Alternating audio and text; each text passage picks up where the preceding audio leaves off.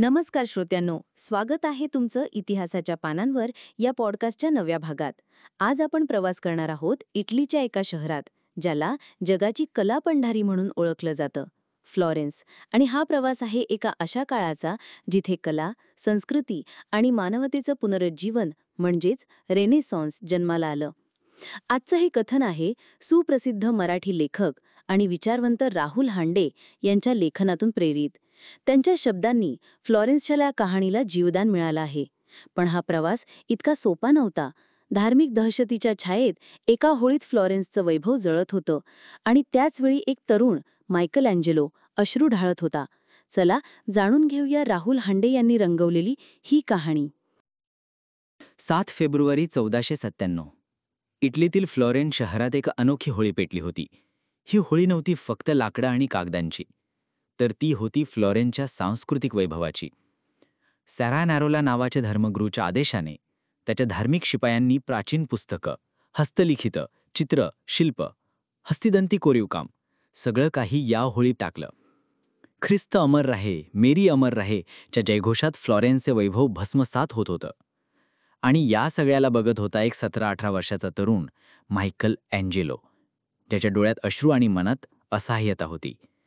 राहुल हांडे यांच्या शब्दात ही घटना इतिहासात बॉर्न फायर ऑफ द व्हॅनिटीज म्हणून कायमची नोंदली गेली. पण फ्लॉरेन्स असं का जळत होतं आणि याच शहराने कसं काय रेनेसान्सचा पाया रचला?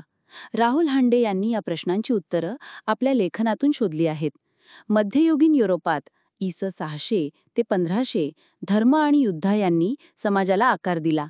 जेरुसलेमच्या यात्रा आणि ख्रिश्चन मुस्लिम धर्मयुद्धांनी व्यापाराला चालना दिली आणि या व्यापाराने युरोपात भांडवलशाहीचा जन्म झाला. फ्लॉरेन्स, मिलान, वेनिस ही शहरे व्यापाराची केंद्र बनली. पण हांडे सांगतात फ्लॉरेन्सचं वेगळेपण कशात होतं? याचं उत्तर आहे कला आणि संस्कृती. फ्लॉरेन्स हे टस्कनी प्रांतातील एक शहर. ज्युलियस सीझरने इसवी पूर्व 59 मध्ये आर्ना नदीच्या काठी बसवलं. नावाप्रमाणेच फ्लॉरेन्स म्हणजे भरभराट. हे शहर खरंच बहरलं. व्यापार, लोकशाही आणि आर्थिक स्थैर्यामुळे फ्लॉरेन्सचा दृष्टिकोन उदार झाला. राहुल हांडे यांच्या मते येथील लोकांनी ग्रीक आणि रोमन कलेकडे नव्या नजरेने पाहायला सुरुवात केली आणि इथूनच जन्म झाला रेनेसान्सचा, म्हणजेच पुनरुज्जीवनाचा. आता आपण फ्लॉरेन्सच्या त्या सुवर्ण काळात डोकावणार आहोत, जिथे कला आणि बुद्धिवाद एकमेकांना भेटले. राहुल हांडे यांच्या लेखनातून आपल्याला कळतं की रेनेसान्स ही फक्त एक कलात्मक चळवळ नव्हती, तर ती होती तत्त्वज्ञान, विज्ञान, धर्म आणि समाजाचा संगम. आणि या सगळ्याचा पाया रचला गेला फ्लॉरेन्सच्या कलाविश्वात. इथे वास्तवादी चित्रकला, छायाप्रकाशाचा वापर, त्रिमिती दाखवणारी रेखाटणं ही सगळी क्रांती घडली. Leonardo da Vinci, Michael Angelo आणि राफेल यांनी फ्लॉरेन्सच्या कलाविश्वाला नवा अर्थ दिला. लिओनार्दोची मोनालिसा, मायकल अँजेलोचं डेव्हिड या कलाकृतींनी जगाला दाखवून दिलं की कला ही फक्त देव धर्मापुरती मर्यादित नाही, तर ती मानवतेचा उत्सव आहे. राहुल हांडे यांनी फ्लोरेन्सच्या बोटेगोजबद्दल सविस्तर लिहिलंय. हे बोटेगो म्हणजे कलेची पाठशाळा होती. इथे पिनांपासून तर भव्य फ्रेस्कोंपर्यंत सगळं बनत होतं. चर्च, व्यापारी, सरंजामदार सगळेच याच बोटेगोंवर अवलंबून होते. लॉरेन्झो गिबर्टी, ब्रुनेलेस्की, मॅसॅचिओ, जिओटो यांनी फ्लॉरेन्सचं कलाविश्व बहरवलं. गिबर्टीचे ब्रॉन्झ दरवाजे, ब्रुनेलेस्कीचं डुओमोचं घुमट आजही हे शहराची शान आहेत. पण सगळं इतकं सुंदर असताना सॅवानारोलाची धार्मिक दहशत का निर्माण झाली? राहुल हांडे यांच्या मते कारण कला आणि स्वातंत्र्य यांनी धर्माच्या जुन्या चौकटीला आव्हान दिलं होतं.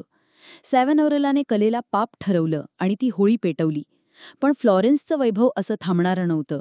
सॅवानारोलाला त्याच पियाझा देला सिग्नोरिया चौकात फासावर लटकवण्यात आलं आणि फ्लॉरेन्सने पुन्हा आपलं कलावैभव शिखरावर नेलं. राहुल हांडे यांच्या शब्दात फ्लॉरेन्सच्या या कहाणीतून आपल्याला काय शिकायला मिळतं? कला ही केवळ रंग आणि दगड नाही, तर ती आहे मानवतेचा आवाज, स्वातंत्र्याचा आवाज. लिओनार्दो, मायकल अँजेलो आणि राफाएल यांनी जुन्या चौकटी तोडून नव्या जगाची बीजे पेरली.